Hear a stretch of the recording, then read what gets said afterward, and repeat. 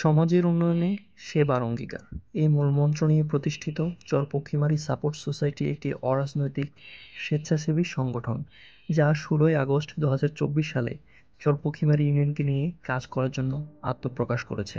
আমাদের আত্মপ্রকাশকে স্মরণীয় করে রাখতে প্রথম উদ্যোগটি নেওয়া হয় বৃক্ষরোপণের।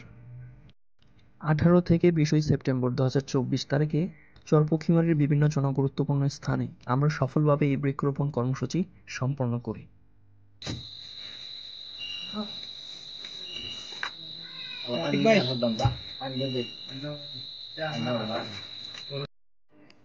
অপার সম্ভাবনা থাকা সত্ত্বেও শেরপুর সদর উপজেলার সবচেয়ে উপেক্ষিত অবহেলিত ইউনিয়নের নাম হচ্ছে ১০ নং চরপক্ষীমারী ইউনিয়ন।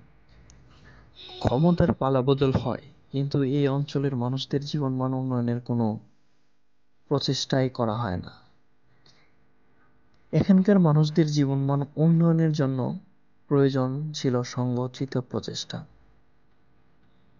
সেই চিন্তা থেকেই জন্ম নিয়েছে একটি অরাজনৈতিক স্বেচ্ছাসেবী সংগঠন যার নাম চরপক্ষীমারী সাপোর্ট সোসাইটি।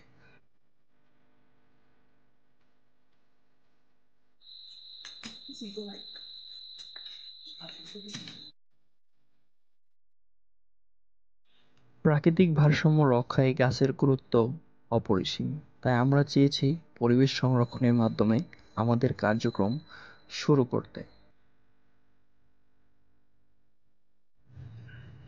১৮ সেপ্টেম্বর বুধবার খাসপাড়া বড়বাড়ি পুরাতন জামে মসজিদে ২টি নিম গাছ রোপণের মাধ্যমে আমাদের বৃক্ষরোপণ কর্মসূচি আরম্ভ হয়।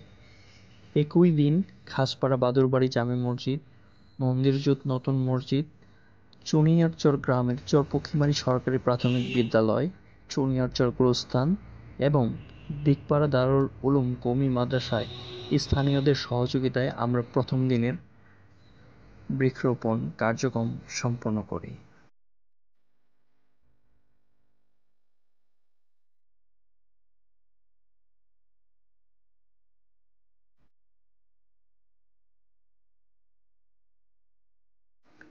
সেপ্টেম্বর বৃহস্পতিবার দানুরপাড়া নতুন মসজিদে বৃক্ষরোপণের মাধ্যমে আমাদের সেদিনের কর্মসূচি আরম্ভ হয়।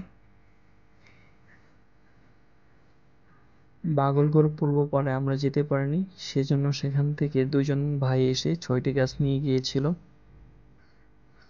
একই দিন ডাকপাড়া জামি মসজিদ, ডাকপাড়া বেলতলী মাদ্রাসা, কুলুরচর এসআই কিন্ডারগার্টেন, কুলুরচর নয়াবাড়ি জামে মসজিদ, ফেরিঘাট জামে মসজিদ, হামিদ সুন্নাহ রওজাতুল উলুম মাদ্রাসা, সাতপাকিয়া পূর্বপাড়া বাইতুল আমান জামে মসজিদ, খাতুনে জান্নাত মহিলা মাদ্রাসা ও নুরানী কিন্ডারগার্টেন, সাতপাকিয়া মধ্যপাড়া ঈদগাহ মাঠ, সাতপাকিয়া মধ্যপাড়া মাদ্রাসা আমরা বৃহস্পতিবার বৃক্ষরোপণ করি।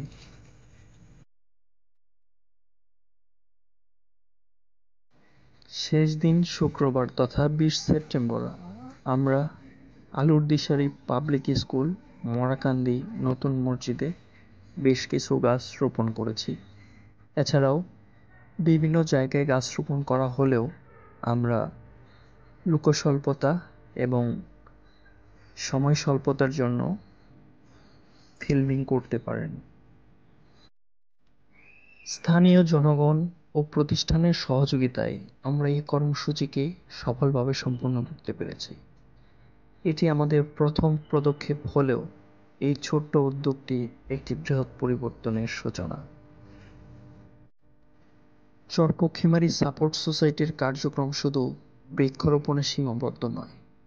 আমাদের লক্ষ্য চরপক্ষীমারী ইউনিয়নের দরিদ্র ও অসহায় মানুষদের সহায়তা করা, প্রতিবন্ধী ব্যক্তিদের পাশে দাঁড়ানো, শিক্ষার্থীদের জন্য সহায়তা প্রদান করা এবং নারী উন্নয়ন ও স্বাস্থ্য সংক্রান্ত সমস্যা সমাধানে এগিয়ে আসা।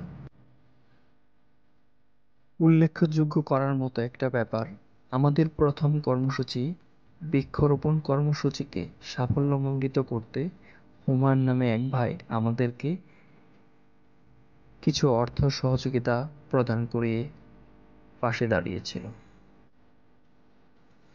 আমাদের এই মহৎ কার্যক্রমের অভিপ্রায়ে আমাদের সাথে ছুটে চলতে আমাদের সদস্য হিসেবে যোগ দেওয়ার জন্য সচেতন নাগরিক সমাজকে আহ্বান করছি।